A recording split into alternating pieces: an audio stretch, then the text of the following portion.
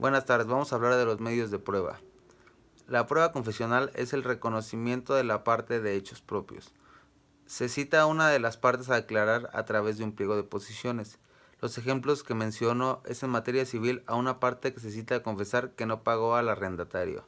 En mercantil sería una parte para confesar que debe un pagaré en materia prima que adquirió para su empresa. Se fundamenta en el Código Federal de Procedimientos Civiles del artículo 95 al 128 y en el Código de Comercio del artículo 1211 al 1236, así como del artículo 1390 bis 41. La prueba documental es la que se hace por medio de documentos. Pueden ser en casos de orden público o privado. Por ejemplo, en civil sería un acta de registro civil. En mercantil, un contrato de compraventa de semillas entre particulares. Se fundamenta en el Código Federal de Procedimientos Civiles del artículo 129 al 142 y en el Código de Comercio del 1237 al 1251. En la prueba pericial es el juicio emitido por una persona que tiene una especialización en alguna ciencia técnica o arte. Esto se hace cuando se necesita esclarecer hechos de una materia que está en controversia. Mis ejemplos que doy en materia civil es la firma alterada de un testamento y en mercantil sería el pagaré con una fecha remarcada. Se fundamenta en el Código Federal de Procedimientos Civiles del artículo 143 al 160 y en el Código de Comercio en el artículo 1390 bis 46 al 48. La inspección judicial es el examen que realiza un juez a la cosa o persona para formar una convicción sobre la situación en la que se encuentra en ese momento. Se realiza en los casos que se ameritan inspección o examen directo sobre las cosas y personas por parte del juez. En materia civil doy el ejemplo de los daños causados por la construcción de una banqueta a tu entrada de tu casa, en donde se solicita al juez que vaya a ver los daños los que mencionas.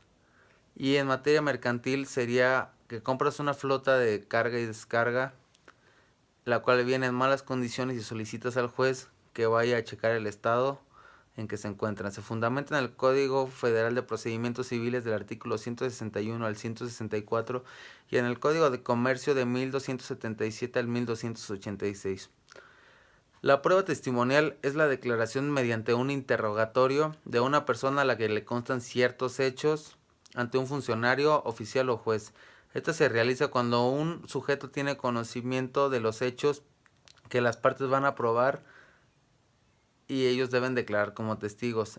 En el ejemplo que doy de área civil sería un testigo presencial sobre un accidente de tránsito y en el área mercantil un empleado que mandó piezas en mal estado a una maquila y tuvieron pérdidas millonarias.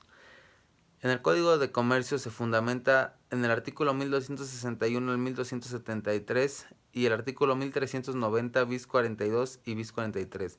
En el Código Federal de Procedimientos Civiles se fundamenta en el artículo 165 al 187.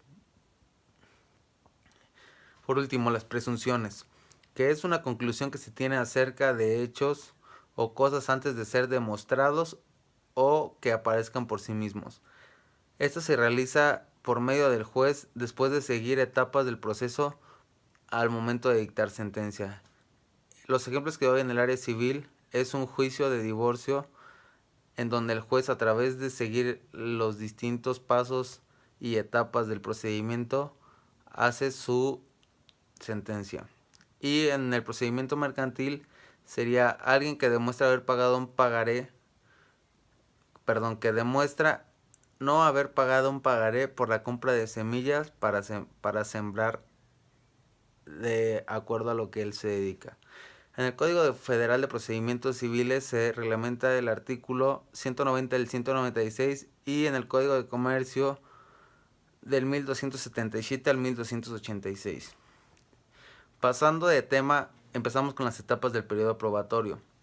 Yo las identifiqué en la etapa de ofrecimiento, etapa de admisión, etapa de preparación y de desahogo de la prueba. Empezamos con la primera.